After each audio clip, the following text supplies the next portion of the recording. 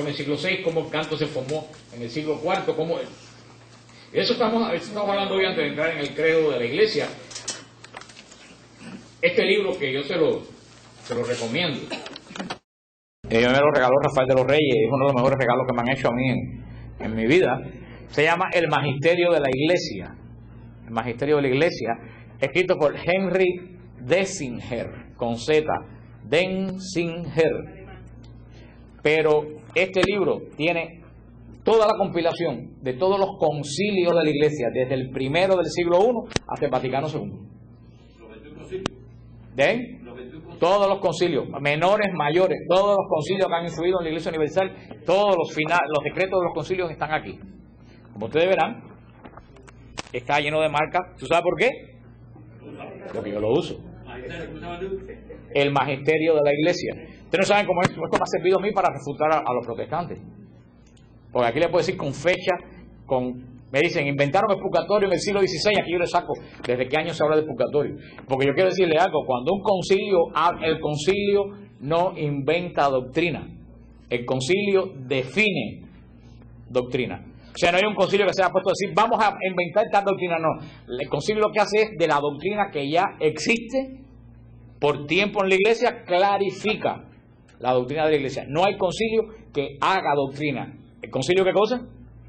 Define doctrina ya existente. Por eso es importante este libro, Enrique Denzinger, más que se llama el Magisterio de la Iglesia, pero todo el mundo conoce este libro como el Denzinger.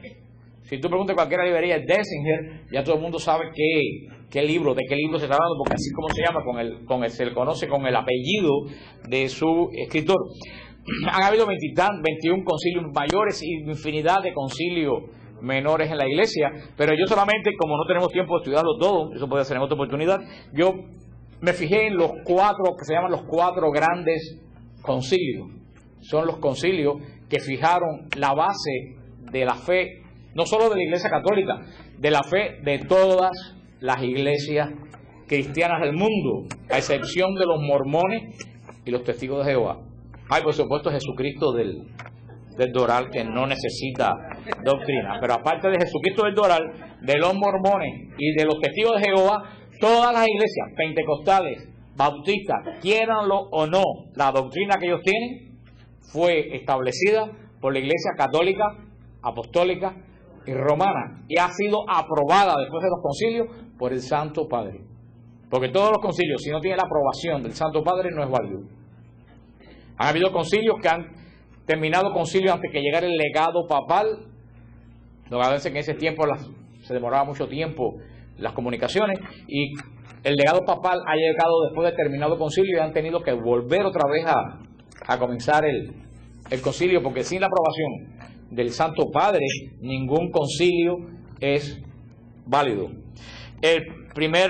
Aunque el primer gran concilio fue el de Jerusalén, el que narra Hechos de los Apóstoles, cuando los apóstoles se reunieron en Jerusalén y subió Pablo de Tarso también allá, y los apóstoles en Jerusalén definieron que los gentiles pueden ser parte de la iglesia. Ese es el primero de los grandes concilios, el concilio apostólico de Jerusalén, pero ya estamos hablando de los concilios de la iglesia. El primer gran concilio de la iglesia fue el concilio de Nicea, en el Asia Menor.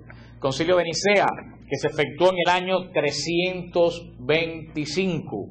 Año 325, concilio de Nicea, el primero de los grandes concilios ecuménicos.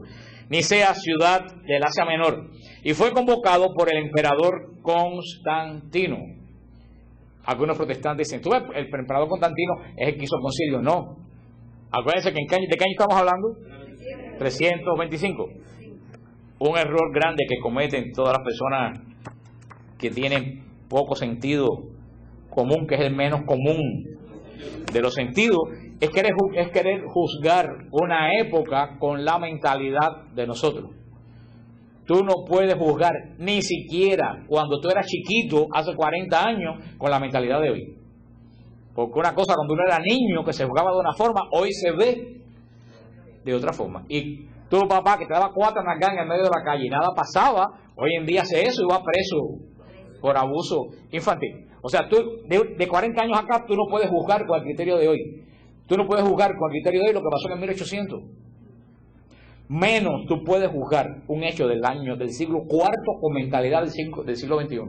Tú no puedes juzgar la Inquisición con mentalidad del siglo XXI. Tú no puedes juzgar las cruzadas con mentalidad del siglo XXI. Porque el siglo XVI, si Cristo no viene, puede cometer el mismo error con nosotros. El siglo XVI puede juzgar el siglo XXI con mente del siglo XVI. Es decir, mira qué salvaje lo que hacían esa gente en el siglo XXI. Porque ese es un principio histórico. Para tú juzgar algo tienes que ponerte en la mentalidad de la época.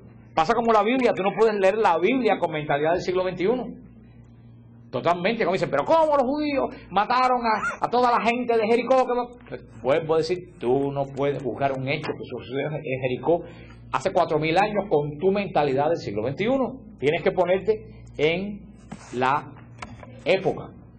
Y por eso que la gente dice, no ve, Constantino convocó el concilio de Nicea. Sí, Constantino, eso es histórico. Primero que nada, eso es otro tema que yo tengo escrito en Siloé, la verdad sobre Constantino. Los protestantes demonizan a Constantino. Pero lean las historias de Eusebio de Cesarea. ¿Quién es Eusebio de Cesarea? El primer historiador de la iglesia. Eusebio de Cesarea vivió las persecuciones, vivió la terrible persecución de Diocleciano, la última, de las grandes y la más terrible, más que la de Nerón. Vivió Eusebio de Cesarea, esa persecución. Y Eusebio de Cesarea vivió cuando Constantino firmó el edicto de Milán. ¿Qué fue el edicto de Milán? Constantino firmó un edicto donde se le daba a los cristianos los mismos derechos que las demás religiones. ¿Eso es malo? ¿Eso tiene algo de satánico? Es otra mentira protestante. Constantino no hizo al cristianismo religión oficial del Estado. Lo voy a repetir de nuevo y lo voy a gritar para que lo oigan. Constantino no hizo del cristianismo la religión oficial del Estado. Fue un nieto de Constantino quien hizo el cristianismo religión oficial del Estado. Lo que hizo Constantino fue reconocer que nadie tenía derecho a perseguir a los cristianos por su fe en Jesucristo. Eso fue el edicto de Milán. ¿Y qué hizo el edicto de Milán? Le devolvió a la iglesia y a los cristianos todos los bienes confiscados. Cuando alguien era cristiano los mataban, lo que se llamaban confesores, le quitaban todos los bienes, las propiedades y los mandaban a la mina. Todos esos cristianos los dejó salir y les devolvió. Hay algo malo. Que han reclamado los protestantes en la Edad Media, en toda la vida. Eso fue lo que hizo Constantino con los cristianos. ¿Tú sabes por qué los protestantes lo demonizan? Porque la iglesia que salió de las catacumbas no fue la bautista ni fue la presbiteriana. La iglesia que salió de las catacumbas fue la iglesia católica, apostólica y romana con un papa. Y eso es lo que ellos no pueden soportar. Si Constantino le hubiera dado las mismas facilidades a la iglesia protestante, lo tuvieran hecho un santo de ellos. Eso fue lo que hizo Constantino. Constantino se vino a bautizar días antes de morirse, porque aparte la vida de él no fue ejemplar. Porque si la iglesia es tan mala y la iglesia es tan vividora de las cosas, ¿qué es lo primero que se hubiera apresurado la iglesia a hacer? ¿Qué ustedes creen? Si la iglesia es tan mala y quiere aprovecharse tanto de la política, ¿qué ustedes creen que hubiera hecho la iglesia con Constantino inmediatamente? Lo hubiera canonizado San Constantino, como canonizó a su mamá Santa Elena. Pero la iglesia no canonizó a Constantino. No hubiera sido una iglesia maquiavélica, aprovechadora, no hubiera cogido enseguida a Constantino y lo hubiera hecho santo. No lo hizo porque Constantino tuvo una serie de defectos como hombre y como emperador. Una iglesia maquiavélica que quiere poder a toda costa. Cuando Constantino hizo la capital en Bizancio y Roma la dejó destruir, una capital de tercera de provincia, ¿qué hubiera hecho un papa maquiavélico que quiere gozar del poder? ¿Se hubiera ido para dónde? Para Bizancio, que es lo que quería Constantino, que el papa se mudara para Bizancio. El papa dijo, no, yo no puedo ir de Roma porque esta es la sede de Pedro. Por eso que Constantinopla cogió tanto poder, porque el papa no quiso abandonar Roma. Una iglesia tan interesada se hubiera ido junto, tan vendida al emperador, se hubiera ido junto con el emperador a Bizancio. Estas son cosas que los protestantes enseñan históricamente, que aparte de ser falsedades, son necedades, que no aguantan ninguna crítica histórica. Pero lo que estamos hablando de que Constantino convocó el concilio ecuménico. Tú ves, tienes que entender que El edicto de Milán fue en el 315. Fue el edicto de Milán. El concilio de Nicea en el 325. ¿Cuántos años de la liberación de los cristianos? 10 años de la liberación de los cristianos. El único que tenía poder en el Imperio Romano para convocar una reunión según las leyes de la época era el emperador. Y así fue hasta Carlos V, en el 1600 y pico. El emperador es el único que podía convocar a una reunión de todo el imperio. Por eso que Constantino es el que convoca el concilio de Nicea, no porque él estuviera metido en las cosas de la iglesia, sino porque el Papa en ese momento no tenía poder para convocar un concilio. Solamente el gobernante podía convocar un concilio, y Constantino convoca el concilio de la iglesia, porque Constantino estaba interesado también. Constantino nace de origen cristiano, la madre de Santa Elena, una de las santas mujeres, fue quien inculcó el cristianismo desde pequeño, aunque su padre, que también era militar y también de clase real, pues también le inculcó el paganismo. Constantino tenía la preocupación de la unidad del cristianismo, porque hemos visto que desde el primer siglo, desde que Cristo dijo que sean uno porque tú y yo, Padre, somos uno, lo primero que hizo el demonio fue comenzar a meter discordia dentro de la iglesia. El obispo de Córdoba, en España, el obispo de Córdoba, llamado Ocio de Córdoba, bajo la autorización del Papa Silvestre I, fue el que le pide al emperador que convoque un concilio de toda la cristiandad. El objetivo de Constantino era mantener unido el imperio romano, que estaba en una tremenda, grave riesgo de división. Por eso Constantino quería unificar todas las formas de pensamiento cristiano, porque en esa época, y hasta el siglo XVI y XVII, y eso fue lo que hicieron los reyes católicos, y eso fue lo que hicieron los príncipes alemanes luteranos, y eso fue lo que hicieron todo el mundo en esa época. Los reyes basándose en la unidad del imperio. Y el imperio tenía que tener una unidad de lengua, una unidad de leyes y una unidad religiosa. Frente a eso vemos qué pasó en Alemania. ¿Qué pasó en Alemania? Alemania se hizo un solo imperio, se desbarató en 15.000 principados. ¿Por qué se desbarató en 15.000 principados? Porque cada cual tenía su propia iglesia y su propia interpretación bíblica. Por eso Constantino tenía, en la iglesia había acabado de pasar la gran persecución. ¿Qué hizo la iglesia durante los 300 años de persecución? La iglesia durante los 300 años de persecución se dedicó, ¿tú sabes qué? A sobrevivir. Punto. La iglesia se dedicó en estos 300 años a guardar lo que se podía guardar de sus fieles y de su tesoro de fe. En las catacumbas, por aquí, por allá. Una persecución del imperio más poderoso del mundo. Por eso en ese tiempo no hubo oportunidad ninguna de hacer concilio. Por eso, cuando ya el cristianismo se establece como cualquier otra religión, es el momento de que la iglesia unifique. Porque recuérdense lo que le dije, Cristo no dejó doctrina alguna. Cristo ni siquiera mandó a escribir absolutamente nada. ¿Cristo mandó a qué? A predicar. Eso lo hemos estudiado. Al Cristo no dejar doctrina. Hemos hablado la semana pasada de los padres apostólicos, de los padres griegos, de los padres latinos. Esta doctrina se empezó a desarrollar en la iglesia, pero al no haber un consenso ecuménico, al no haber un consenso mundial, había una forma de pensar en Alejandría, había una forma de pensar en Roma, había una forma de pensar en Antioquía, había una forma... ¿Ustedes me entienden? Porque no es como ahora que tú coges internet y te comunicas con alguien de España.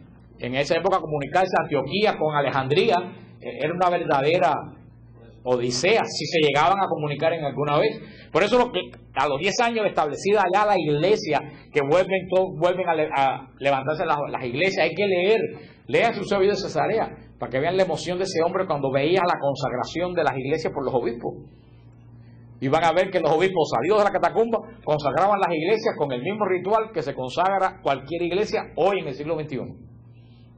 Lean, están ahí los discursos de San Juan Crisóstomo en las consagraciones de las catedrales, cuando ya la iglesia pudo respirar con libertad. Y en este momento, Constantino, por petición de Ocio de Córdoba y con la autorización de Silvestre I, llama a un concilio para coger todas las tendencias de filosofía que había en la iglesia diseminada por toda la cristiandad y hacerla, ¿cuántas? Una sola. En ese momento, las diversas formas de pensamiento cristiano que estaban en pugna se estaban enfrentando, y lo veremos cuando estudiemos el credo, por la naturaleza de Cristo. Nosotros, la mitad de las veces, ni sabemos qué es eso. Y cualquiera preguntaría, ¿Cristo es natural? Porque la gente no sabe ni de qué estamos hablando. Como una vez cuando yo di el tema de Los Ángeles en Radio Paz, hace como 15 años de eso, que se preguntó a varias gente afuera de la iglesia que pensaba de Los Ángeles y me dijeron que había mucho pollution.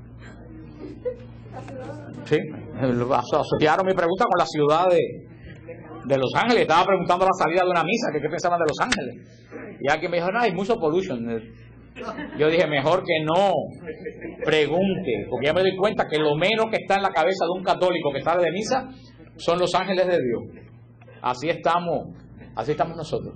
Pero en esa corriente, el gran problema en ese momento era la naturaleza de Cristo. ¿Quién es Cristo? Se sabe que es Dios, pero ¿cómo Cristo es Dios? ¿Es un hombre con Dios adentro? ¿Es todo espiritual, un ser espiritual que bajó y es todo espiritual? Estaba la escuela de pensamiento griega sobre la naturaleza de Cristo y su relación con el Padre. ¿De dónde, cómo el Padre creó a Cristo? Entonces, si el Padre creó a Cristo, entonces no es eterno, y si no es eterno, entonces no es Dios. Todas esas cosas que nosotros tenemos tan común desde que tomamos la primera comunión, en ese momento, no. Y hay que entender.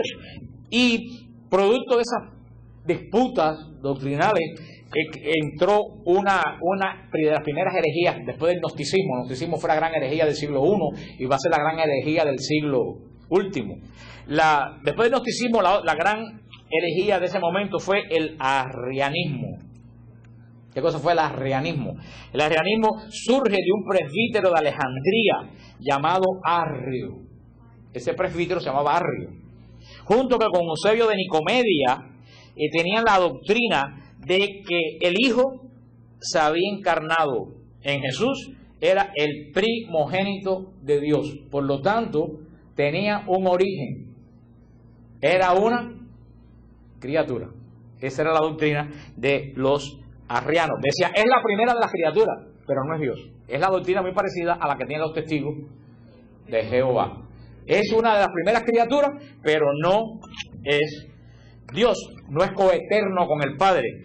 Esa era una de las corrientes. La otra corriente, opuesta a la anterior, sostenía que el Hijo de Dios era idéntico al Padre, y que los dos tenían la misma sustancia. Eso se llamaba el homónimo, la misma sustancia. Cuando digo sustancia, estas son palabras griegas que se utilizaban en filosofía para designar algo que no tenían la menor idea de que estaban hablando. Cuando dice que el Padre y el Hijo tenían la misma sustancia, quiere decir que estaban hechos exactamente de lo mismo. Que lo que era uno, era el otro. Eso lo hay que decir que son de la misma sustancia, es lo que quiere decir. El obispo Alejandro de Alejandría, con su diácono, el gran Atanasio, que llegó a ser uno de los padres de las lumbreras de la iglesia, defendía esta postura, que Cristo era homónimo con el Padre, que era de la misma sustancia que el Padre, que en el credo, como dice la hermana, se traduce la misma naturaleza, pero la palabra original era sustancia. ¿Qué decían los arrianos? No, Cristo es creado, por lo tanto es una criatura que el Padre hizo grande, la primera, pero criatura. Después, un poco más adelante, se creó una tercera posición que estaba entre las dos posiciones. Y los que seguían esta doctrina se llamaban los semiarrianos, porque no creían que totalmente Cristo era una criatura, pero tampoco creían que era totalmente igual que el Padre. Eusebio de Cesarea, este gran escritor, fue uno de los principales representantes. Y no quiere decir que fueran herejes, es que recuerden que en este momento no había doctrina. ¿Cuándo se formaron los herejes? ¿Cuándo ustedes creen que se formaron los herejes? Cuando se crearon la doctrina. Después del concilio. Después del concilio. Los herejes surgen, hasta ese momento ni Arrio ni nadie es hereje. ¿Por qué no son herejes? Porque no hay doctrina. Igual que lo que la gente no entiende, antes de los 10 mandamientos no había pecado. No es que no hubiera mal, no había pecado. Había mal, pero no había pecado. ¿Por qué no había pecado? Porque no había mandamiento. Si todos ustedes vienen y entran por esa puerta para adentro y están reunidos el padre Sergio Carrillo con todo el mundo ahí, pero nadie, no hay en ningún lugar dice nada, ustedes tienen culpa de algo.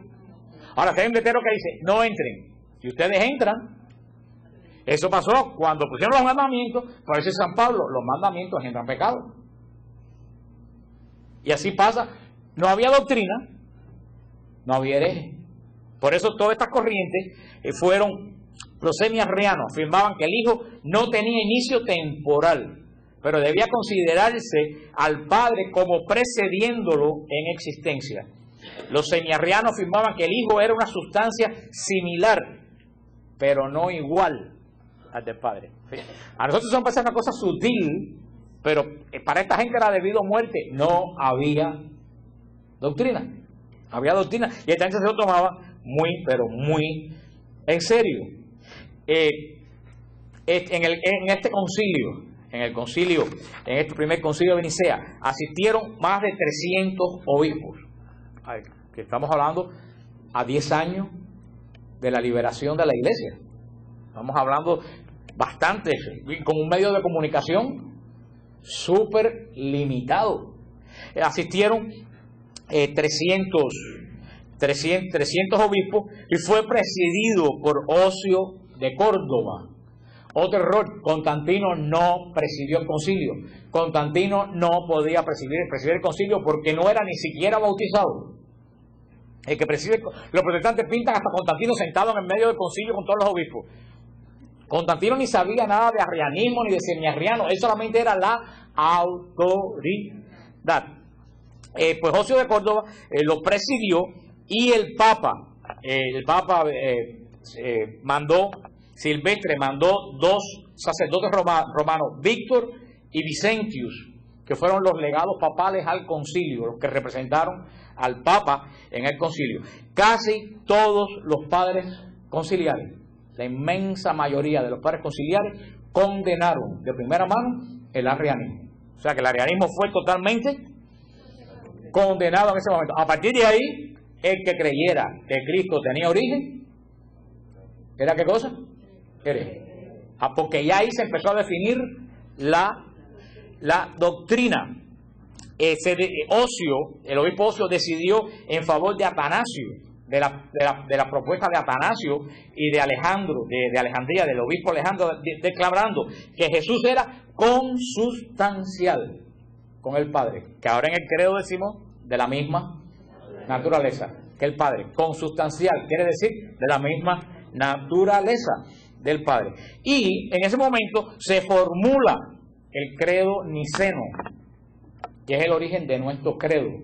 Y esa es la primera declaración formal de la Iglesia sobre doctrina. La frase principal del credo niceno fue: engendrado, no creado, de la misma sustancia que el Padre. Esa es la primera piedra de fe que pone la Iglesia. Y ahora quiero decirle algo. ¿Ustedes saben con cuántas citas bíblicas la Iglesia puso esa declaración de fe? ¿No se imaginan con cuántas citas bíblicas? Con ninguna. La Iglesia no utilizó ninguna cita bíblica para definir ninguna doctrina. La Iglesia utilizó para definir su doctrina la autoridad de la Iglesia. Punto.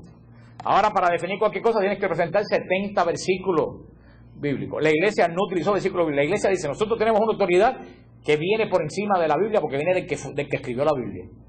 Y eso es lo que dice 1 Timoteo 3:15: la Iglesia es pilar y base de la verdad. Así que si nuestros hermanos de todas las iglesias del mundo, pentecostales, protestantes del mundo entero, creen que Jesús es de la misma naturaleza que el Padre y que fue engendrado, no creado, se la debe a la Iglesia Católica y al Papa Silvestre y a San Atanasio de Alejandría. Para que vean. Entonces, iba a buscar aquí algo del concilio. Mire más o menos cómo salió el credo del concilio de Nicea.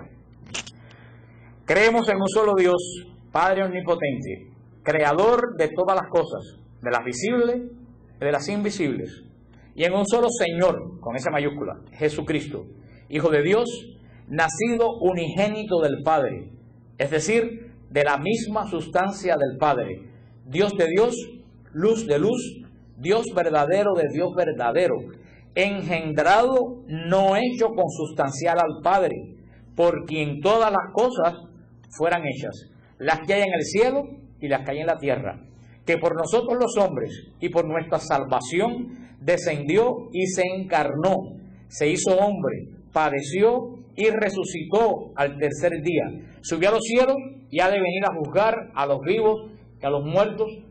Creemos en el Espíritu Santo. Ahí termina el credo de Nicea, la primera declaración de fe de la iglesia, que es el mismo credo que rezamos hoy con la visión que vamos a ver ahora. Hermano, desde el año 325 la iglesia tiene una sola fe, que no ha cambiado y que no va a cambiar, porque la iglesia no hace su doctrina por lo que es simpático a la gente o por lo que es popular. La iglesia hace su doctrina por la verdad, que es una, y esa no se cambia, no como la iglesia presbiteriana que se reúne y votan todos los obispos a ver si el matrimonio homosexual es bueno o no. La mayoría votó que era bueno, declararon que era bueno. Eso es doctrina, eso es una porquería. Sí, eso es una porquería. ¿Cómo tú vas a hacer la doctrina de lo que viene de Dios por una votación? Por una votación. Entonces, si la mayoría están equivocados, la iglesia no lleva a votación su doctrina. La iglesia, esta es la doctrina. Si no la acepta, vete. Punto. Se acabó. Aquí no hay compromiso de doctrina. ¿La tomas o la dejas? ¿Cuánto le decíamos a Juan Pablo II? Tienen que modernizar la iglesia. Hay que adaptar y las bodas homosexuales y Juan Pablo II, no se va porque yo no tengo potestad para cambiar la doctrina. Bueno, que impopular es Juan Pablo II entre los jóvenes en el mundo entero, odia a Juan Pablo II. Decían los medios de comunicación. Y es la demostración de dolor más grande que se ha visto en los últimos 20 siglos en el mundo entero. Para que usted vea que lo que le dicen por televisión es pura mentira. Y ahora lo mismo lo dicen de Benedicto XVI. Y lo dirán del próximo que venga. Pues esa, y el concilio de Nicea lanzó algunos anatemas. Algunos anatemas lanzó el concilio de Nicea. Por ejemplo, dice, más los que afirman hubo un tiempo que no fue y antes de ser engendrado no fue y que fue hecho de la nada, los que dicen que es de otra hipóstasis, otra sustancia, sea anatema. Ese es lo que se habla en el concilio de Nicea. El otro segundo gran concilio es el concilio de Constantinopla, Bizancio. El segundo gran concilio de Constantinopla fue en el año 381, el segundo gran concilio. Tras la celebración del concilio de Nicea en el 325, que se declaró como herético, ¿qué cosa? El arrianismo, doctrina que negaba la divinidad de Jesucristo.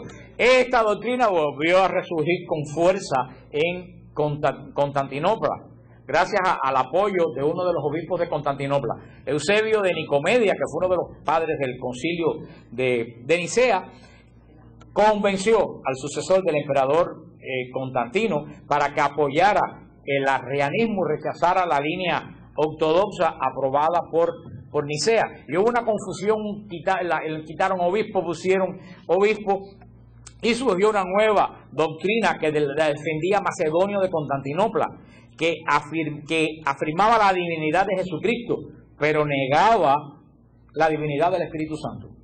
Esta es la otra herejía, porque el concilio de Nicea no habló de quién es el Espíritu Santo, habló de quién es Jesucristo. Y dijo, y creemos en el Espíritu Santo, pero no dijo más nada. Al no haber más nada, todo el mundo empezó, ya no podían especular de Jesucristo, porque ya estaba definido. Ahora, ¿en qué empezaron a especular? En el Espíritu Santo, que si es una fuerza, que si es un poder, que si no es una persona, y así se encuentra la iglesia cuando llegó Teodosio primero, el emperador Teodosio, y cuando sube al trono imperial en el 379 y decide convocar el primer concilio de Constantinopla, segundo de los concilios ecuménicos.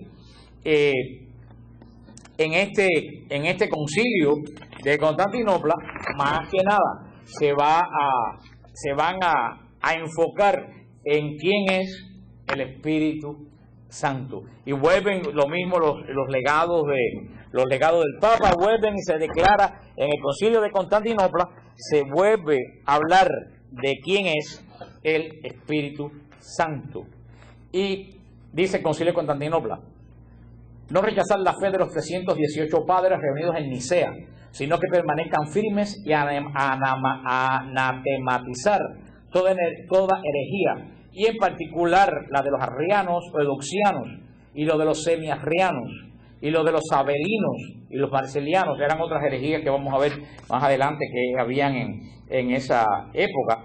Y el Concilio de Constantinopla, el credo del Concilio de Constantinopla dice así: creemos en un solo Dios, Padre omnipotente, creador del cielo y de la tierra, de todas las cosas visibles o invisibles, y en un solo Señor Jesucristo, el Hijo unigénito de Dios, nacido del Padre antes de todos los siglos, luz de luz, Dios verdadero de Dios verdadero, nacido, no hecho, consubstancial con el Padre, por quien fueron hechas todas las cosas, que por nosotros los hombres y por nuestra salvación descendió de los cielos y se encarnó por obra del Espíritu Santo y de María la Virgen, y se hizo hombre, y fue crucificado por nosotros bajo Poncio Pilatos, y padeció y fue sepultado, y resucitó al tercer día según las Escrituras, y subió a los cielos, y está sentado a la diestra del Padre, y otra vez ha de venir con gloria a juzgar vivos y muertos, y su reino no tendrá fin.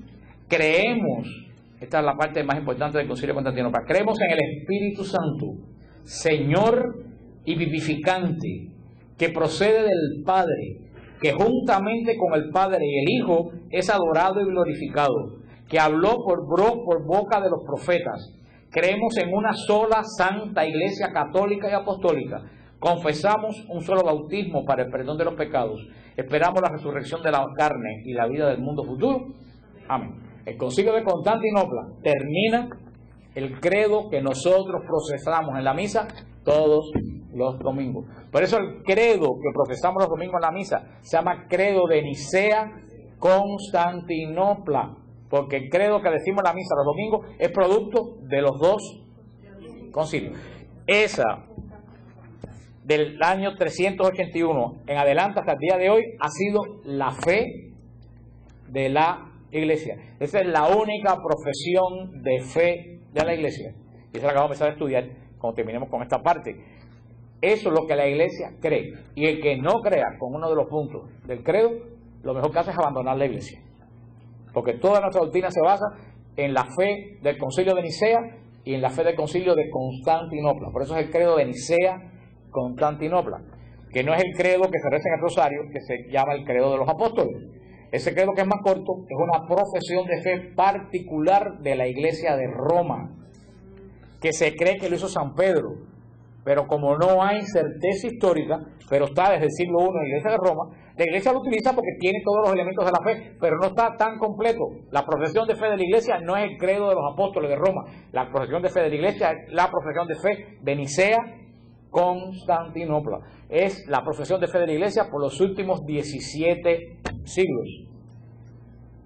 Es simpático, porque si ustedes van a la Iglesia presbiteriana y ustedes cogen un libro de himno de la Iglesia presbiteriana y buscan al final el credo que ellos recitan en su servicio el domingo, es el mismo que nosotros acabamos de decir.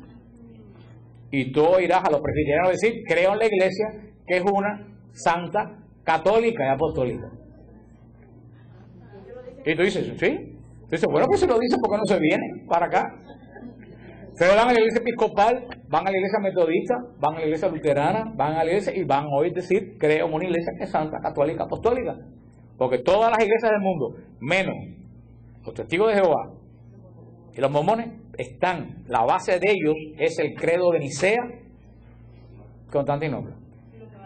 Está todos los cristianos del mundo. No hay un cristiano que se desvíe del credo de Nicea Constantinopla. Y ahora viene lo que yo siempre le digo: Nicea se hizo bajo la supervisión política ¿de quién? De Constantino, convocado por Constantino. Y Constantinopla se hizo por Teodosio, uno de los descendientes de Constantino. Luego entonces, si la iglesia se volvió la gran prostituta de Babilonia, cuando Constantino se convierte en los protestantes, ¿quién me garantiza a mí que esta doctrina es buena? A lo mejor esta doctrina es mala, y a lo mejor entonces el Espíritu Santo no es Dios. Porque si Constantino corrompió la iglesia y estos dos concilios se hicieron en la época de Constantino, entonces ¿quién me garantiza que lo que cree la iglesia? Dime tú, a lo mejor los protestantes, los pentecostales, con tanto panderetazo, el Espíritu Santo no es Dios. Y que se hacen los pentecostales y ahora resulta que aparece que el Espíritu Santo no es Dios y una fuerza como la electricidad. Se muere de hambre y Benny Hinn y toda la compañía. Y los bautistas, a lo mejor se equivocó, y Cristo no es Dios, que esto es un ángel. Y entonces hay que cambiar absolutamente toda la teología. Por eso, hermano, esa disparate de decir que la iglesia se corrompió cuando Constantino, sí, la iglesia se corrompió cuando Constantino, todo lo que ellos creen está corrupto.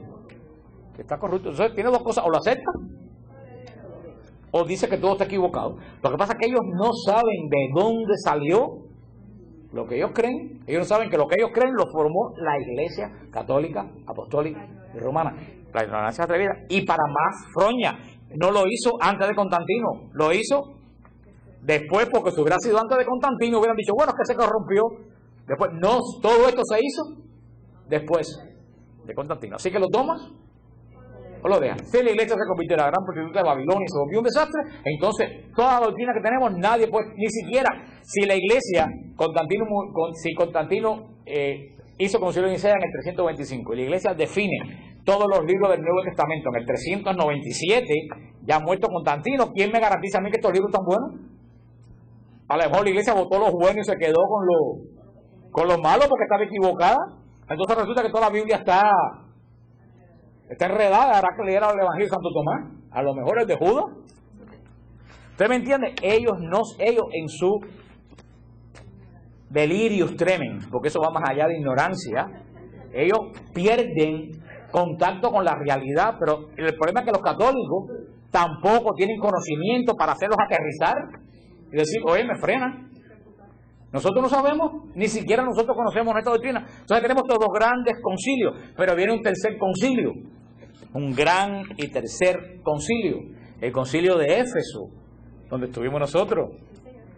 Nosotros tuvimos Rosana, Olguita, Marta María, ¿quién más? ¿A quién más estuvo? La otra Olguita por allá atrás. Estuvimos en Éfeso, y eso que nos llevó una judía loca, que nos llevó corriendo, que no vimos casi nada, pero bueno, pero por lo menos tuvimos, que fue peleando y dando paraguasos durante todo el tiempo. Sí, porque yo me he enterado que ahí está la basílica donde se hizo el concilio, y a nosotros no nos las enseñaron. Y ahí está la tumba donde estuvo enterrado Juan por siglos, y no nos los enseñaron. Por esa mujer andan como una, por querernos llevar a la tienda del oro que después nadie compró, con la facha que teníamos nosotros de homeless, querernos llevar a una tienda que todo valía $4,000 o $5,000. Ese fue, yo pasé, dije así que bonito, y seguí y me fui para el pulguero que estaba en la esquina.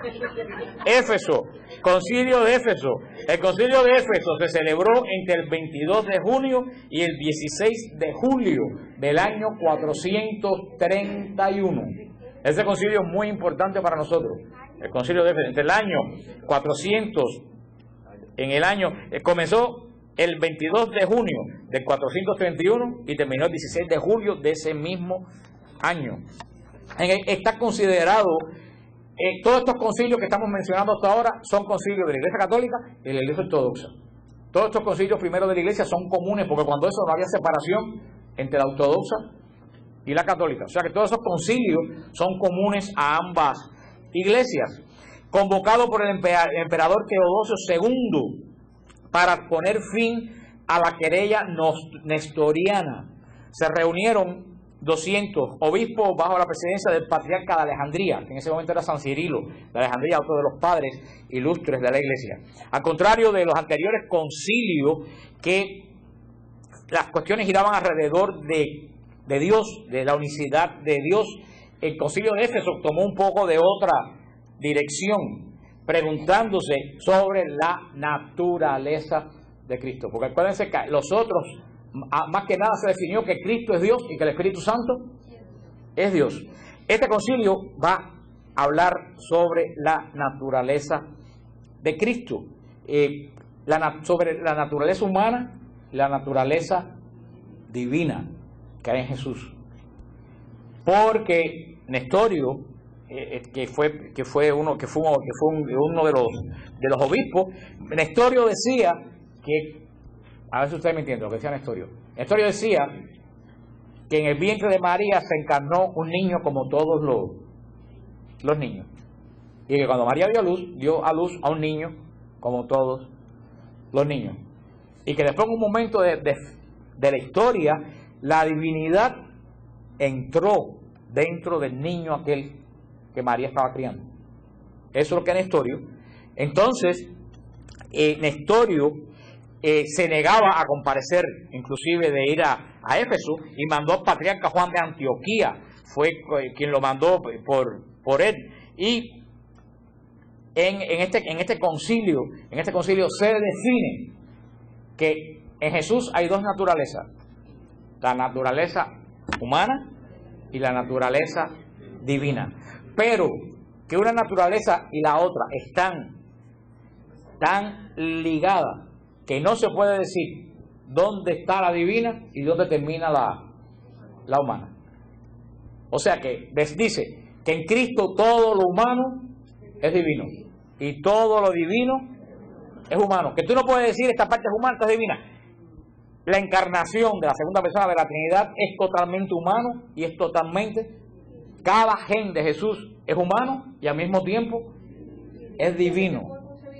Desde el primer momento, desde el primer molécula que existió, todo es humano y todo es divino. Eso se llama, y se llama a partir de ella hasta el día de hoy, unión hipostática. La hipóstasis, la unión hipostática. Que la iglesia, algo de esto lo he explicado, que es como si ustedes cogieran sal y azúcar y la metieran en un pomo y la sacudieran. Ustedes pueden separar cuál es la sal y cuál es el azúcar. A la vez que se ligan, no hay forma. Así está la naturaleza de Cristo. Ahí, desde el momento, la hipóstasis, las dos naturalezas están totalmente unidas. Por eso dice el concilio de Éfeso. Y ahí es donde surge: quien María da a luz no es a un bebé que se llamó Jesús. María da luz a la segunda persona de la Trinidad. Porque Nestorio llamaba a María la Cristotokos. Tokos quiere decir madre en griego. De ahí viene que entonces aquí ginecología se llama tocología. Todo en griego, toda esa parte de la ginecología. Tokos quiere decir madre. Nestorio decía que María era la Cristotokos, la madre de Cristo. Y Éfeso dice: no, María no es la Cristotokos, María es la Theotokos. Teos, Dios. María es la Theotokos. Ese es el primer título que ocupa María en la iglesia, la Theotokos. Y así la llaman los griegos hasta el día de hoy. La Theotokos, la madre de Dios. Porque dice: a quien parió María no fue un bebé humano, fue a la segunda persona de la Santísima Trinidad. Y por eso se le da a María el título de Madre de Dios, no para ensalzar a María, sino para declarar que Jesús desde el primer momento de su concepción era Dios. Por eso cuando los protestantes dicen María no es la madre de Dios, es la madre de Jesús, ¿tú sabes lo que están cayendo? En la herejía de Nestorio. Están diciendo que María parió un bebé que se llamó Jesús. ¿Y que ese bebé, si no es madre de Dios? Porque fíjate bien, la iglesia nos dice que María concibió, que María creó a Dios. Dice que lo engendró.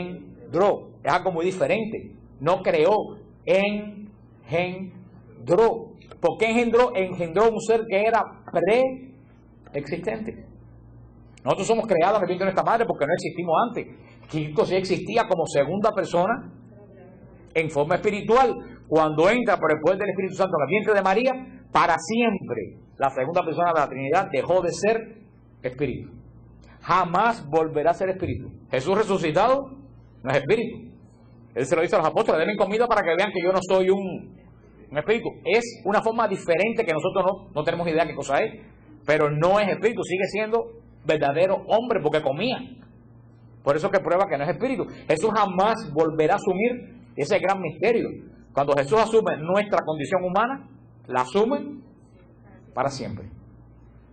Por eso dice San Agustín: Dios hizo hombre para hacer al hombre Dios. No que todos somos dioses, sino que Jesús elevó la condición humana, la condición, ¿a qué? A divina. Y por eso cuando Jesús entra en el cielo delante del Padre, es primera vez que un hombre entra al lugar donde nunca nadie ha entrado. ¿Y por qué Jesús puede entrar delante del Padre? Porque es hombre. Para que me entiendas, como si tuviera las dos ciudadanías, nicaragüense y americana. Y puede entrar en Nicaragua y puede entrar aquí. ¿Sí? Lo único que tiene es ciudadanía humana. Por eso es el único mediador, que no intercesor. Una cosa es intercesor y otra cosa es mediador. Jesús es el único mediador, no intercesor. Jesús no es alguien que está llevando recados al Padre continuamente. Jesús no dice, y yo reto a todos los protestantes del mundo, que me enseñen un versículo donde Jesús diga que le pidan algo a Él.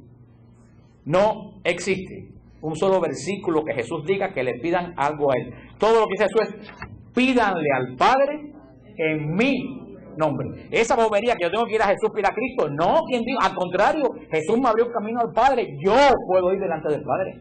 Claro, yo no puedo decir, oye, aquí llegó Pancho. Yo voy delante del trono de Dios en el nombre, Padre, yo vengo a ti de parte de Jesús, porque Él fue el que me abrió el camino, porque si no muere en la cruz yo no puedo entrar aquí. ¿Por qué yo puedo entrar al Padre ahora? Porque un hombre y entró ahí. ¿Quién fue el hombre que entró ahí primero que nadie? Jesús. Al entrar Jesús, ya yo puedo entrar. Pero no puedo entrar yo por mí. Yo entro, por eso eres mediador, pero no es intercesor. Intercesor es todo aquel que va al Padre en el nombre de Jesús a pedir por otra persona. Los santos, la Virgen, todos nosotros. Pero los protestantes tienen confundido el término y ponen a Jesús, yo voy a Jesús para que Jesús vaya al Padre. Eso no es bíblico, eso es lo más antibíblico que existe en el mundo. Tú no tienes que ir a Jesús a pedirle nada. Vaya, si tú quieres, tú vas porque Jesús es Dios y es un solo Dios. Estoy hablando en el sentido que los protestantes lo hacen. Tú vas directamente al Padre. Dicho por Jesús, todo lo que pidan al Padre en mi nombre. Jesús nos dijo, vengan, me lo piden a mí, que yo voy a ir a pedírselo al Padre. Jamás. Eso es una falsa doctrina protestante. Que los católicos andamos repitiéndola, pues no conocemos esta doctrina, pero es muy radio de gente extraña. ¿Ustedes tienen claro este concepto? ¿Qué cosa es mediador y qué cosa es intercesor? La mediación de Jesús es sacerdotal. Él está mediando por nuestros pecados. Punto. Para interceder por los demás, estamos todos nosotros en el nombre de todos nosotros, primero de todo, que todos nosotros los santos que ya no están en pecado. Porque si todos ustedes están en pecado, no pueden pedir absolutamente nada, porque la comunicación con Dios está cortada. Punto. Por eso los primeros intercesores son los santos que ya están purificados por la sangre del Cordero y ya no tienen pecado. Tú tienes la seguridad que los santos pueden interceder porque ellos ya no tienen pecado. Y de todos los santos, la primera de todos es la Virgen María, que en Juan 2 lo dice, adelantó su hora porque su madre se lo pidió. Si eso no es bíblico, que me expliquen qué cosa es bíblico. Si eso no es bíblico, la Biblia no sirve. Punto. Ah, María está muerta. Ven acá, ¿en qué evangelio tú crees? Entonces, que se murió, se acabó. Porque se murió, tiene la plenitud de la vida. María está muerta. Los que se mueren se acabaron. Esa doctrina, ¿de dónde salió? Cristiana no es. Cristo dijo, vengo a traer vida y vida en abundancia. Cuando tú te mueres, es la plenitud de la vida. Es posible que todos los que estamos aquí, que estamos vivos para los hombres, a lo mejor todos estamos muertos para Dios. Porque si estamos en pecado, lo que hay aquí es una congregación de muertos. ¿Sí? ¿Sí? Y eso no es para reírse, esto es para reflexionar. Hay una congregación de muertos. Y muchas iglesias son congregaciones de muertos. Ahora, una congregación de los santos es una congregación de vivos, porque todos están clamando delante del trono del Cordero, porque ya jamás su comunicación y su comunión con el Cordero podrá ser cortada por nadie, porque han sido sellados en la eternidad. Ahora esa gente no van a poder ser intercesores mejor que todos nosotros. Ahora me preguntaba porque hoy en día queremos racionalizar a Dios. Me decía, pues dame un versículo bíblico donde me expliquen que los santos se pueden comunicar con la tierra. Y que la Virgen María se puede comunicar con la tierra, porque aparentemente no hay ningún tipo de comunicación. Esa persona me escribía a la Argentina. Decía, ven acá, hermano, tú y yo, que somos limitados, muy limitados, que somos pecadores, nos estamos comunicando a miles de kilómetros. El centro de Houston, con nuestras limitaciones, se comunica con las ondas espaciales que van a Plutón. Y tú me vas a decir a mí que el mundo espiritual no se va a poder comunicar con nosotros, cuando el mundo espiritual es todopoderoso. Vaya, si yo me puedo comunicar con un chino con el celular aquí ahora, ¿cómo los santos del mundo espiritual no se van a poder comunicar conmigo? ¿De qué forma? Yo no lo sé. ¿Alguien sabía hace 30 años que existían los celulares? ¿Que iban a existir la posibilidad? No. Pero ¿cómo yo voy a racionalizar a Dios? ¿Usted entiende lo que le quiero decir? ¿Cómo si algo tan común para mí hoy en día? Ah, no, yo me comunico con la India, pero los santos y nosotros no, aquí se acabó. Ellos están, pues yo no sé dónde, yo no sé dónde fueron a parar y se acabó el asunto. Falta, yo digo que la apologética más que nada es sentido. ¿Cómo? Pues este concilio de Éfeso, ya estamos casi terminando, se terminó, y el 10 de julio, después que se terminó el concilio, llegaron los legados del Papa, que llegaron tarde, del Papa Celestino I. Y el 22 de junio tuvieron que volver a hacer la sesión para que el Papa aprobara el concilio de Éfeso, que declara que en Jesús hay dos naturalezas, pero totalmente unidas, entrelazadas con la unión hipostática. Y le da el título conciliar, le da el título de concilio, que María es la Madre de Dios. El mismo concilio que definió que en Jesús hay dos naturalezas unidas en una sola sustancia, que es doctrina de todos los protestantes, ese mismo concilio definió con la misma autoridad que María es la Madre de Dios. Tú no puedes coger una doctrina y desechar la otra, porque una doctrina va unida a la otra. Recuérdense el título de María, que a mí me encanta, antiquísimo, el más antiguo de la iglesia de María, la Theotokos, la madre. Todos los íconos, donde tú vas en cualquier lugar del mundo árabe, tú digas la Theotokos, todo el mundo sabe que estás hablando de María. El último concilio, pero ya para terminar, que es rapidito, es el concilio de Calcedonia. El concilio de Calcedonia fue un concilio ecuménico que tuvo lugar el 8 de octubre al 1 de noviembre del año 451 en Calcedonia, ciudad del Asia Menor. Fíjate, todos estos concilios fueron en el Asia Menor, porque ahí estaba el florecimiento de la cristiandad. ¿Qué pasó con todas esas grandes civilizaciones cristianas? Fueron pasadas a la espada por los musulmanes. Para que después vengan a decir que Benedicto XVI dijo que era una religión que se había impuesto no por la predicación, sino por la espada. ¿Dónde están las grandes comunidades del Asia Menor? ¿Qué son hoy en día esas ciudades? Musulmanas. ¿Porque las convirtieron? No, porque las masacraron y las mataron. A las cosas hay que decirlas como son. Este cuarto de los primeros 7 concilios ecuménicos fueron reconocidas hasta también como doctrinas infalibles, tanto por la Iglesia Católica como por la Iglesia Ortodoxa. Rechazó la última gran herejía de esa época, que fue el monofisismo. El monofisismo. ¿Qué fue el monofisismo? El monofisismo fue todo lo contrario del concilio de Éfeso. El concilio de Éfeso dijeron que en Cristo había dos naturalezas totalmente unidas. ¿Qué decía Arrio? Cristo no es divino. ¿Qué cosa es? Humano. ¿Qué decía la monofisista? Cristo es totalmente divino. No es humano. ¿Ustedes me entienden? Los monofisistas se fueron a la otra esquina de los arrianos. Y el concilio de Calcedonia condenó el monofisismo. Volvió a afirmar la doctrina, y a partir de ese momento, infalible de la iglesia, de que en Cristo hay dos humanidades. Y que Cristo, este concilio, acaba por siempre con la discusión y la plenitud de que Cristo es la segunda persona de la Santísima Trinidad. Se reunieron 600 obispos y bajo los legados del Papa. Y eso es en el año 451. Y eso es muy importante porque ahí, en ese concilio, nace la rama de la iglesia a la cual yo voy, la iglesia melquita. ¿Por qué? Porque hubo una parte del Asia Menor que no aceptó este concilio y siguió siendo monofisista. Pero hubo una parte del Asia Menor que fue fiel al rey, al emperador de Constantinopla, que dijo, hay que aceptar las conclusiones del concilio de Calcedonia. Melec quiere decir en árabe rey.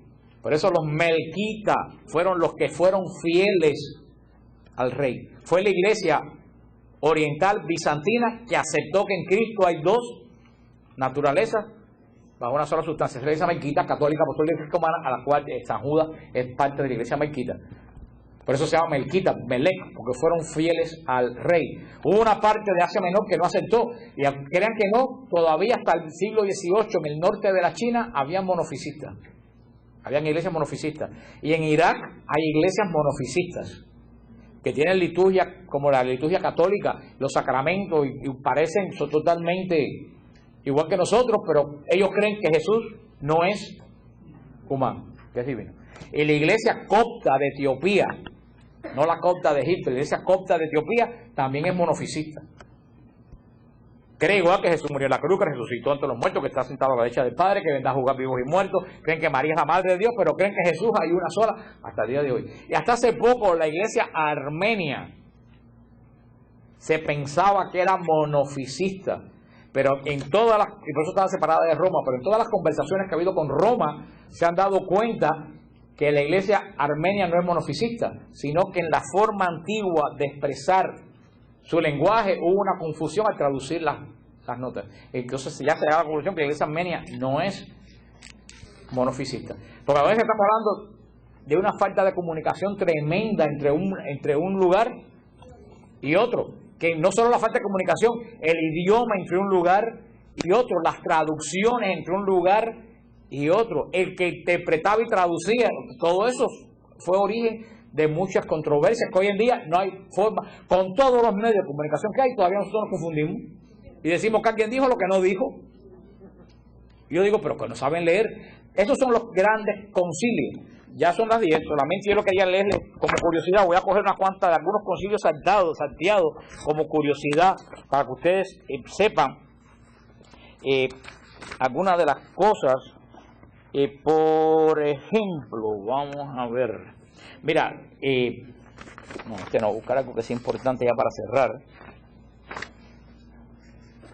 Fíjate, en el concilio de Elvira, aunque no fue un concilio ecuménico, fue un concilio muy importante de la iglesia.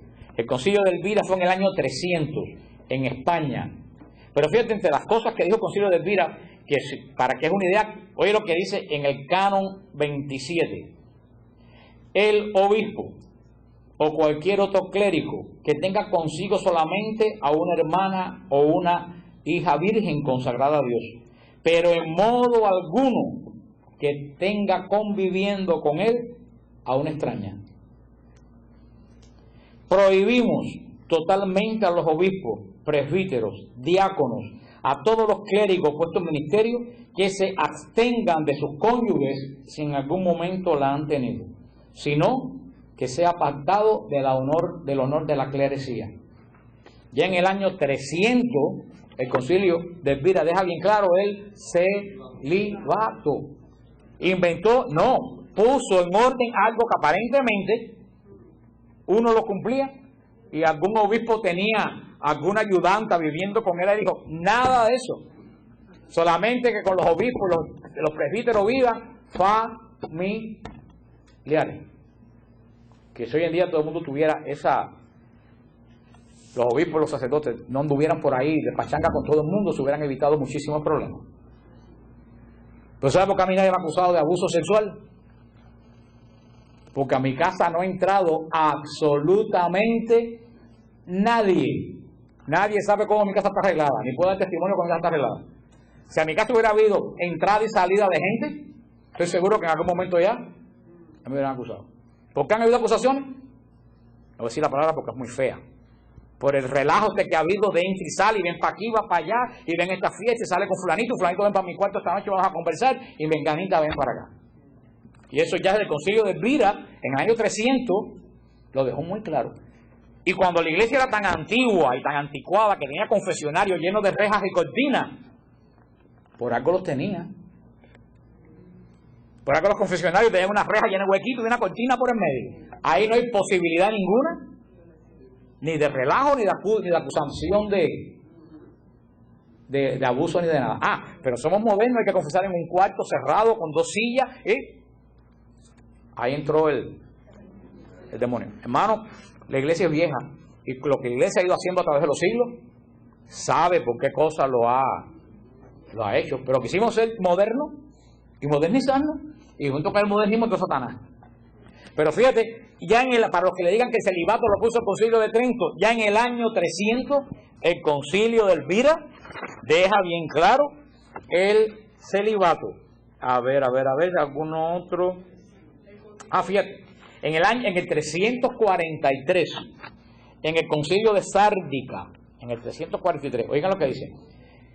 El obispo Gaudencio dijo: si os place a esta sentencia que habéis emitido llena de santidad, hay que añadir: cuando algún obispo hubiere sido depuesto por juicio de los obispos que moran en los lugares vecinos y proclamare que su negocio debe tratarse en la ciudad de Roma, no se ordene en absoluto otro obispo en la misma cátedra después de la apelación de aquel cuya disposición está en entredicho, mientras la causa no habrá sido determinada por el juicio del obispo de Roma.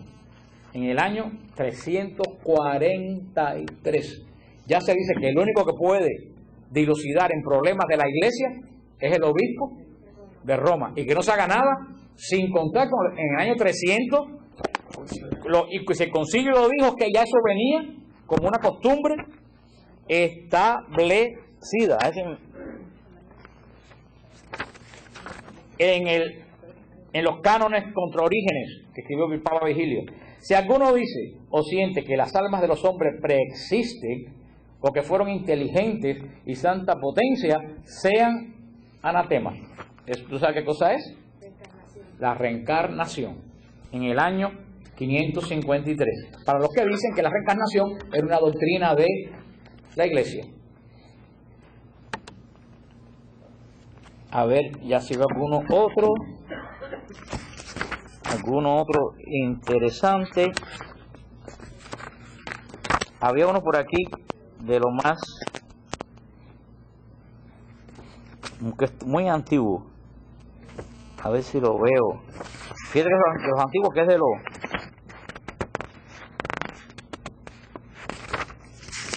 símbolo de Toledo. Fíjate lo que dice un símbolo que se llama el Quincunquen en el año 400. Si alguno piensa que debe creerse en la astrología, sea maldito. Maldito, anatema. En el Quincunquen del Concilio de Toledo del año 400 de nuestra era. Por eso le digo que esto es interesantísimo, este libro, porque cuando dicen ustedes, no, porque la iglesia cree en la reencarnación, ven aquí, miren, está el concilio en el año tal, anematizaron la reencarnación. No, que la iglesia cree en la astrología, mira, en el siglo tal, que el celibato se inventó en el siglo XVI, mira, en tal lugar se habla del celibato, que el Papa no tuvo poder hasta, mira, aquí en el año 300 dice que todos los litigios de los obispos tienen que irse a... En otro por aquí, que no voy a mentar porque no estoy buscando, habla de, y esto fue en el año 103 de nuestra era, en el año 103, 70 años después de la asunción de Jesucristo. Hubo una disputa increíble en la cristiandad, aunque no saben por qué, por la celebración de la fiesta de la Pascua. ¿Cuándo se celebraba la Pascua? La Iglesia Oriental, 70 años de la muerte de Jesús. La Iglesia Oriental celebraba la Pascua cualquier día de la semana que cayera la Pascua judía. Por ejemplo, si el día 14 de Nisan, judío, del mes judío, no de nuestro mes de abril, Nisan, que acuérdense que es un mes lunar que fluctúa. Si el 14 de Nisan, que es el día que murió Cristo, caía miércoles, ese día era que se celebraba la muerte de Jesús. Si caía un martes, la muerte de Jesús se celebraba un martes. La iglesia latina celebraba la Pascua siempre en el domingo próximo a la Pascua judía. No cogía el día, celebraba un domingo, porque la iglesia latina quería celebrar el día que resucitó Jesús como el domingo, como en realidad fue. ¿Se acuerdan de lo que decían los padres de la iglesia? Que fue el día después de que se separó la luz de las tinieblas.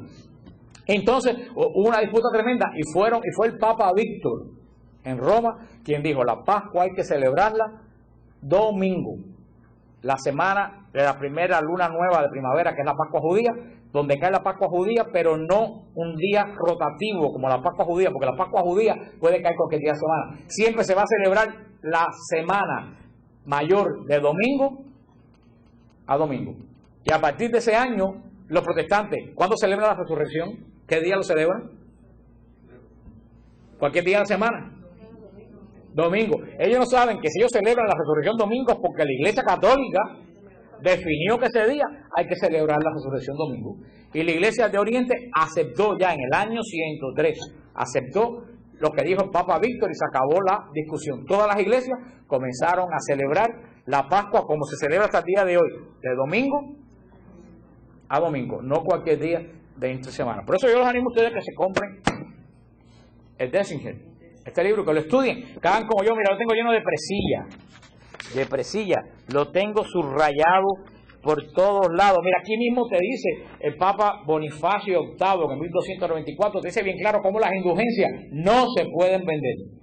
Y después están diciendo que cuando Lutero se vendían las indulgencias, aquí el concilio con Bonifacio VIII prohíbe la venta de las indulgencias. O sea que esto es un libro que yo creo que un católico que quiere conocer su fe, quiere progresar en la fe, debe tenerlo como libro de cabecera junto con el Catecismo de la Iglesia, porque van a encontrarse cosas aquí muy interesantes. El Concilio de Trento, una belleza el Concilio de Trento, como específico. El Concilio de Trento ordenó la misa. Eso que la gente de Lefebvre andan despelucados por ahí diciendo que la misa tridentina es la misa, no han oído decir a los lefebristas que la misa tridentina es la misa eterna, que nadie puede tocar la misa tridentina. Y yo le digo a los lefebristas, ¿qué cosa es la misa tridentina? No existe misa tridentina. La misa es el sacrificio único de Jesucristo, y eso no lo inventó el Concilio de Trento. Hay liturgia tridentina, que es otra cosa muy diferente. Tengan eso claro, no hay misa tridentina. La Eucaristía es la misma. ¿Hay qué cosa? Liturgia tridentina. Porque el Concilio de Trento puso orden en la liturgia. Porque antes del Concilio de Trento, aparentemente la liturgia era el acabose. Yo estuve leyendo que una de las prácticas litúrgicas antes del Concilio de Trento era coger el cáliz en la consagración y ponérselo en la cabeza.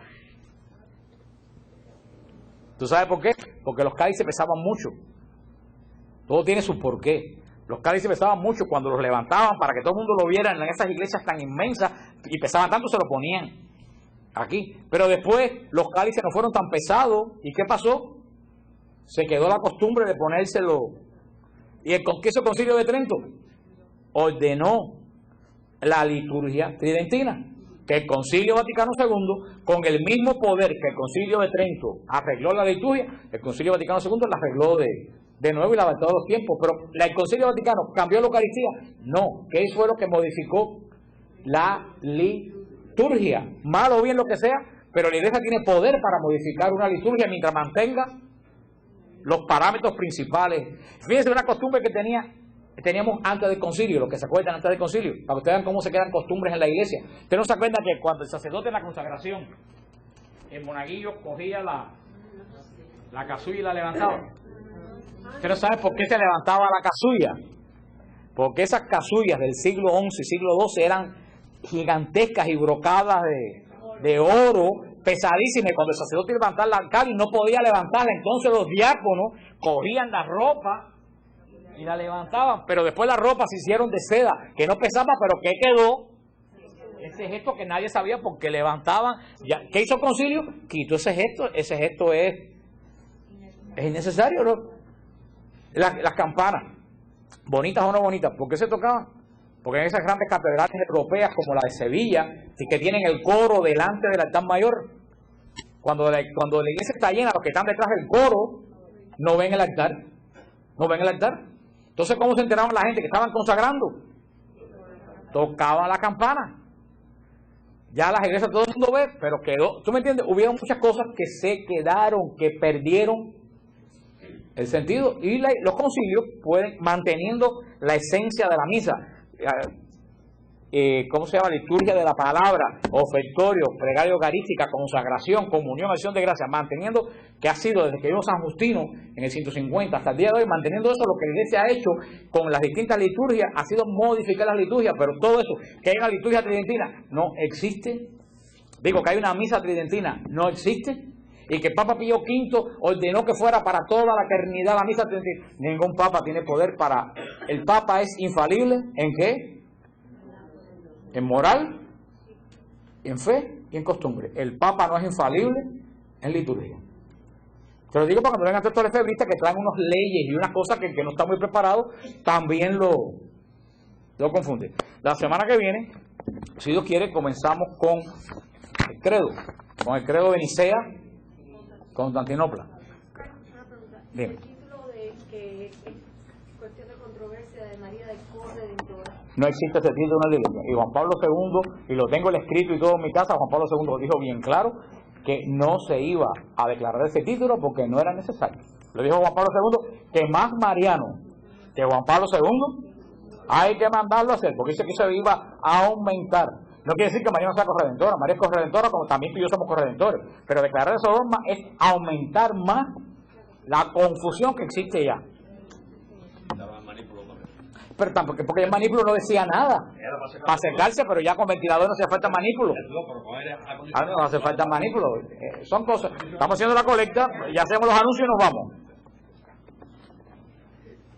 Pero hay muchas cosas que cuando uno conoce la iglesia son muy interesantes. Todo en la iglesia tiene sentido. En la iglesia no hay nada que haya caído de una mata. Todo tiene un tremendo sentido. Sí. En costumbre. Sí, que es más o menos lo que la moral. Costumbre. Pero con la costumbre está ligada a la moral. Así que por eso siempre se dice que el Papa es infalible en fe y moral. En fe y moral. El Papa es infalible en fe y moral. Pero nada más. En liturgia el Papa, ni en política, ni en historia el Papa es infalible. Ni en sus opiniones personales el Papa es infalible. Sí. Porque los diáconos no tienen la plenitud del sacerdocio. El diácono solamente es un ayudante, es un criado. No tiene la plenitud del sacerdocio, por eso no puede consagrar ni puede confesar, porque él no tiene el sacerdocio. Es una orden que no es orden sacerdotal, es una orden de la iglesia, pero no llega al grado de ser Cristo. El sacerdote es otro Cristo, el diácono no es otro Cristo. ¿Está claro? Yo oí, porque quiero decirle, en EWTN hay magníficos programas. Y quiero decirle que el programa de EWTN en español, la programación en español, es superior a la programación en inglés. Y yo estaba viendo un padre argentino, blanco en cana, que dio una charla sobre el celibato el otro día, espectacular. Y se hizo una gran pregunta que yo nunca me la había hecho, porque uno siempre aprende. Y él dijo, ¿por qué nadie cuestiona el celibato de las monjas? Póngase a pensar, ¿ustedes han visto alguna vez a alguien cuestionar el celibato de las monjas?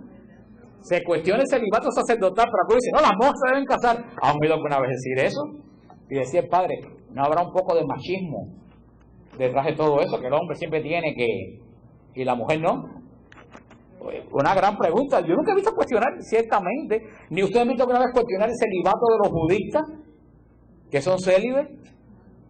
No dice, ¿por qué no se casan los monjes budistas? ¿Por qué? Porque, ¿a lo visto alguna vez? No. ¿A quién es el único que ataca? A los católicos dice, porque el celibato es sacerdotal, por muchas razones que dijo. Entre otras cosas, configura al sacerdote a Cristo célibe. O sea, di un programa sobre el celibato, pero esta pregunta yo le dije, otra verdad que nunca he visto a nadie decir que porque las monjas no se... Es más, que yo creo que alguien que tú le dirías encontraría grotesco que las monjas se casaran. Ah, pero el cura, ¿por qué no se casa? Los programas que hay son en la iglesia porque los curas... Y él decía, ese padre decía algo que yo he dicho anteriormente, eso sí yo había pensado yo, decir que hay que quitar el celibato para que se acaben los problemas de la iglesia, es como decir que hay que quitar la fidelidad matrimonial para que se acaben las infidelidades. ¿Tiene lógica? Decir, de ahora en adelante todo el mundo puede ser infiel y así se acaban las infidelidades. ¿Eso tiene lógica? O decir, para que evitar que hayan ladrones, vamos a quitar que lo que robar sea un delito. Sí, sí. Entonces, decir que quitar ese celibato es arreglar el problema es tan absurdo como decir quitar que robar sea un delito para que se acaben los robos. ¿Eso termina los robos? No, el padre decía, no, el problema con los escándalos en la iglesia no es que quitar el celibato, es que hay que reforzar el celibato. El problema no es que lo quite, es que no se está cumpliendo. O sea, hay un programa de alquilar balcones, de cosas lógicas que uno no piensa. Dos anuncios ya para Fidel, para decir algo, para terminar. Allá atrás está el retiro, el flyer con el retiro que tenemos en junio.